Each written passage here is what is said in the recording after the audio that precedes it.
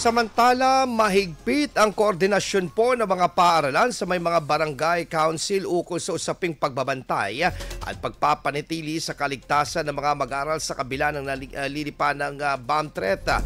Sa panayam po ng IFM News Dagupan sa pamunuan ng Minien Tebag Elementary School, matagal na umanong nakadeploy mga tanod, dagdag pa ang mga personnel ng MDRRMO at iba pang ahensya matapos ang natanggap na bomb threat kamakailan. Sa mga ganitong pagkakataon, otomatikong kansilado ang klase, agad pinapauwi ang mga mag-aaral bago ang mabusising investigasyon ng otoridad. Nakasaad din po sa DILG Memorandum Circular Number 2205-0272 ang kaukulang deployment ng mga tanod sa mga paaralan upang magmando ng trapiko at magpatrolya sa mga bisinidad.